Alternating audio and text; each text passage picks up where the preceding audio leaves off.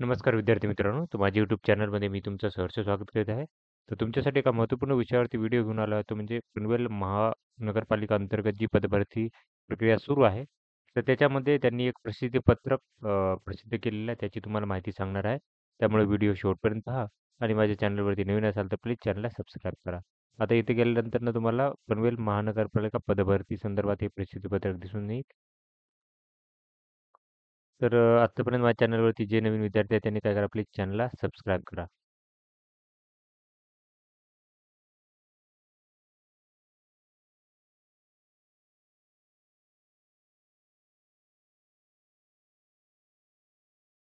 हे प्रसिद्धीपत्रक आहे.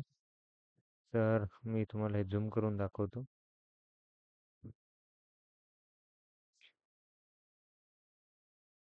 त्याच्यानुसार सांगितलेलं आहे, की निवड उमेदवाराकरता सूचना आहे. त्याच्यानुसार असं सांगितलं, की ज्या विद्यार्थ्यांची म्हणजे ज्या विद्यार्थ्यांनी काय केलं आहे, की यासाठी फॉर्म भरलेला आहे त्यांची परीक्षा जी आहे ती डिसेंबर 2023 मध्ये ऑनलाईन पद्धतीने घेण्यात आली होती.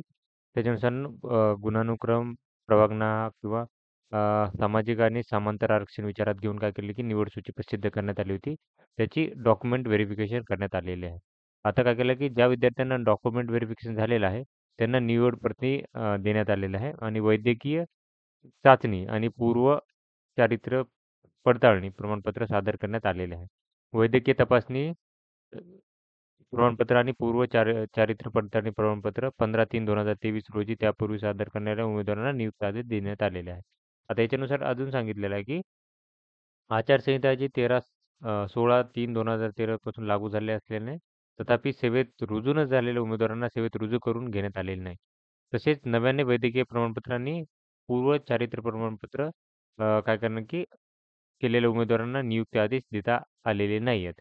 त्याच्यानंतर असं सांगितलं आहे, की आता इथं जी प्रेस नोट आहे ई-सी-आयची त्याच्यानुसार सांगितलं आहे कोकण पदवीधर मतदारसंघाचा निवडणूक कार्यक्रम जाहीर झालेला असताना त्याच्यानुसार अधिसूचनानुसार 31/5/2024 रोजी प्रसिद्ध होऊन निवडणूक 26/6/2024 रोजी काय करण्यात होणार असून मतमोजणी 1/7/2024 रोजी होणार आहे.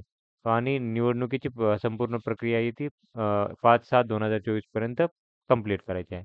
त्याच्यानुसार सदरची प्रेस नोट नुसार या निवडणूक आदर्श आचारसंहिता 24/5/2024 पासून ते 5/7/2000 पर्यंत लागू आहे. सबब त्यानुसार काय करणार, की अंतिम आदेश जे आहे ते विद्यार्थ्यांना सेवेत रुजू करण्याचा तो 15/6/2024 ऐवजी 31/7/2023 संपुष्टीत आल्यानंतरच काय करणार, की देण्यात येणार आहे. ही माहिती आहे.